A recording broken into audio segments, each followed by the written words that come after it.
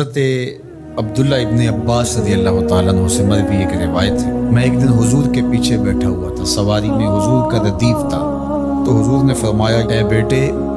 اے لڑکے، میں تجھے کچھ کلمات سکھاتا ہوں، تو اللہ کے حقوق کا خیال رکھ تو وہ تیری حفاظت فرمائے گا، تو اللہ تعالیٰ جل شانہ کے احکام کی حفاظت کر تو اسے اپنے سامنے پائے گا۔ اذا سألت فسأل اللہ، جب سوال کرے تو اللہ سے ہی سوال کرے، اللہ سے مانگنے کا مزاج پیدا کر لے کہ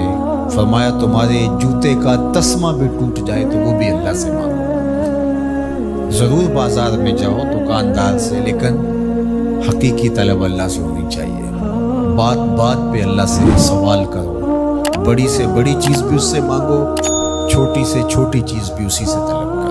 ہماری ساری ضرورتوں کا کفیل ہمارا رب، ہمارا مالک ہے۔ تو دوسری نصیحت یہ کی کہ جب تو استعانت طلب کرے، مدد طلب کرے تو اللہ سے ہی استعانت طلب کرے۔ وعلم اور جان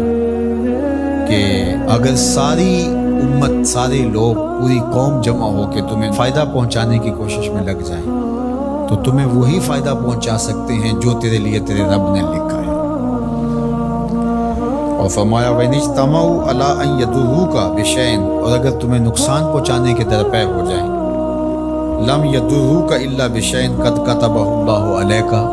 تو تجھے صرف وہی نقصان پہنچا سکتے ہیں جو اللہ نے تیرے لیے لکھا ہے۔ سارا زمانہ بھی مخالف ہو جائے، تیرا کچھ نہیں بگاڑ سکتا، ہاں تیرے مقدر میں اگر کوئی چیز، کوئی بگاڑ لکھا ہے تو وہ ہوگا، اس کا ذریعہ وہ بن جائیں گے، تو اس لیے پھر اسی سے مانگو، اسی سے طلب کرو۔ رفعت الاقلام وجفت الصحف، جو لکھنا تھا اللہ نے لکھ دیا، لکھنے کے بعد قلم اٹھا لیا گیا اور جن صحیفوں پہ لکھا تھا وہ خشک ہو گئے، اب کتابیں بند ہیں، تو اس لیے اس نے تیرے لیے جو لکھا ہے وہ ہو کے رہے گا، تو خام خواہ لوگوں سے ڈرنے کی ضرورت نہیں ہے، اور تیرا فائدہ، تیرا نقصان اسی کے دستے قدرت میں ہے، تو اسی سے طلب کر، اسی سے مانگ۔ اور فرمایا تو اللہ تعالیٰ جل شانہ کو رخاء میں، خوشحالی میں یاد کر، یعرف کا فی الشدہ، وہ تجھے مشکل میں پہچانے گا، یعنی جو شخص خوشحالی کے دور میں اس کے پاس دولت ہے، صحت ہے،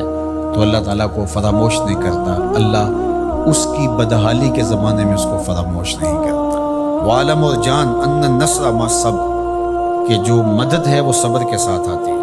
وان الفرج مع الکرب،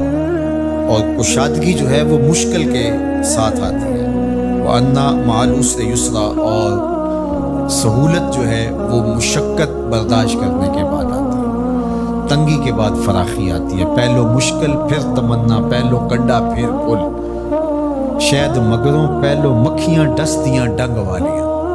تو یہ سب ہوتا ہے، مشکلات، تکلیفیں، آلام، مصائب،